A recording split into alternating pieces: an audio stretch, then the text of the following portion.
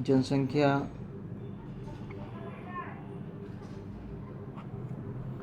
सिद्धांत का प्रतिपादन।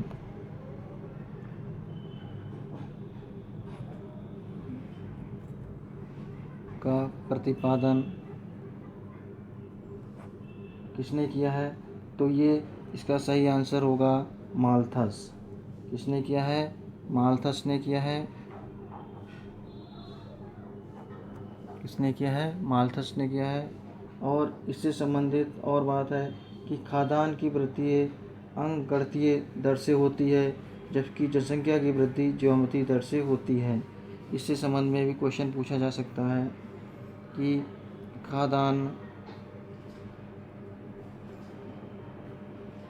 खाद्यान्न की वृद्धि किस दर से होती है, ये क्वेश्चन पूछा जा सकता है। तो आंसर होगा अंकगणितीय दर से होती है। और जनसंख्या की वृद्धि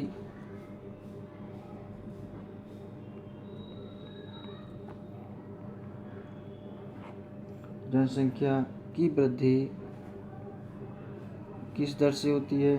तो ज्यामितीय दर से होती है। किससे? ज्यामितीय दर से। ये बहुत ही इम्पोर्टेंट क्वेश्चन है। इससे 3 क्वेश्चन बन रहे हैं। एक क्वेश्चन से दर से होती है। एक तो क्वेश्चन यही हो गया, जनसंख्या सिद्धांत का प्रतिपादन कौन है? तो माल्थस हो गए। दूसरा, खाद्यान्न की वृद्धि किस दर से होती है? तो अंकगणितीय दर से होती है। और जनसंख्या की वृद्धि ज्यामितीय दर से होती है। तो इससे 3 क्वेश्चन आपके तैयार हो गए हैं। आगे देखते हैं। नेक्स्ट क्वेश्चन है कि रिजर्व बैंक की स्थापना पूछी जाती है कि रिजर्व बैंक की स्थापना कब हुई है? ये क्वेश्चन भी वेरी इंपॉर्टेंट है। रिजर्व बैंक की स्थापना कब हुई है? तो रिजर्व बैंक की स्थापना सन 1935 में हुई है।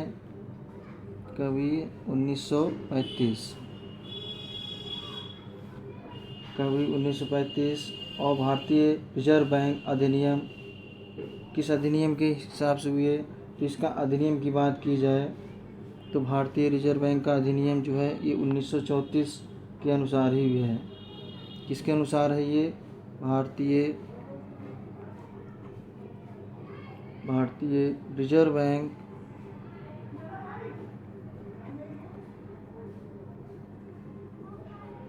रिजर्व बैंक अधिनियम अगर पूछ लिया जाए, किसमें अधिनियम की बात पूछी जाए तो अधिनियम 1934 के अनुसार 1934 के अनुसार ही ये स्थापना हुई है।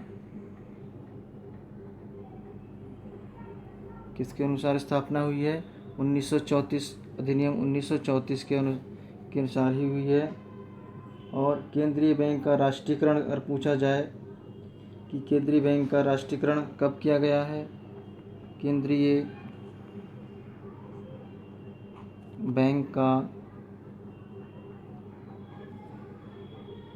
राष्ट्रीयकरण की बात की जाए, किसका राष्ट्रीयकरण कब हुआ? तो केंद्रीय बैंक का राष्ट्रीयकरण 1949 में किया गया।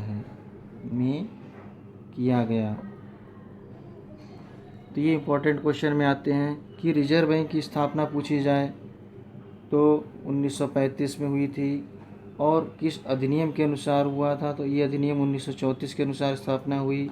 और जब इसकी राष्ट्रीयकरण की बात की जाए तो इसका राष्ट्रीयकरण 1949 में किया गया है। आगे क्वेश्चन देखते हैं।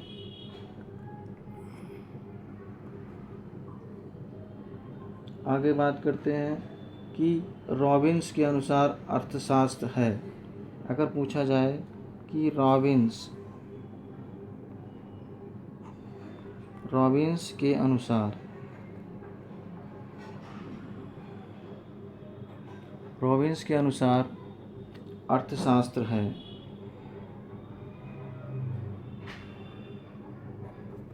ये पूछा जाए तो ऑप्शन कई हो तो उसमें सही आंसर में हमारा क्या होता है कि एक सामाजिक विज्ञान, एक सामाजिक विज्ञान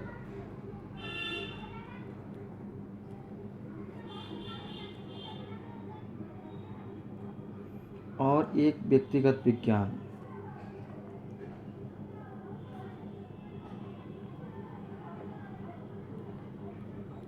एक व्यक्तिगत विज्ञान, ये दोनों ही सही होंगे। तो प्रोफेसर रॉबिन्स के अनुसार एक सामाजिक विज्ञान के साथ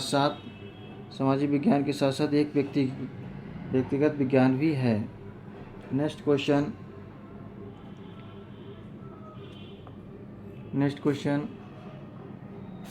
क्वेश्चन नंबर 4। सामान्यतः देश का आम बजट संसद में प्रस्तुत किया जाता है, किसके द्वारा? ये पूछ लिया जा सकता है कि सामान्यतः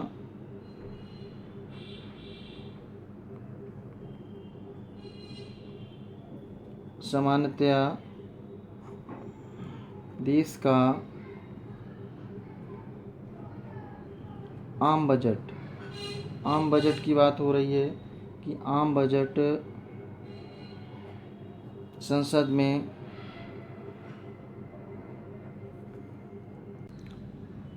सामान्यतः देश का आम बजट संसद में प्रस्तुत किया जाता है।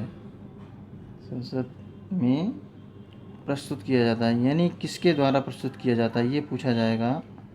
प्रस्तुत किया जाता है तो इसका आंसर है वित्त मंत्री द्वारा।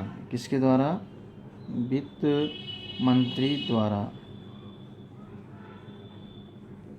क्वेश्चन नंबर 5 है कि सांख्यिकी माध्य जो चरम पदों से प्रभावित नहीं होता है। इसमें क्वेश्चन होगा आपका कि सांख्यिकीय माध्य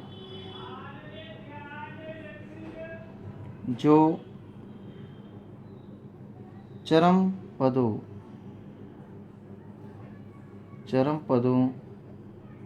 से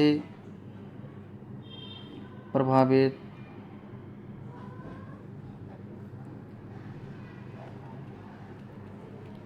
नहीं होता है। तो ऑप्शन में माध्यिका, समांतर माध्य, हरात्मक माध्य आदि दे रखे होंगे। तो इसका उत्तर होगा, क्या होगा? माध्यिका आपका इसका उत्तर होगा माध्यिका। Question number 6।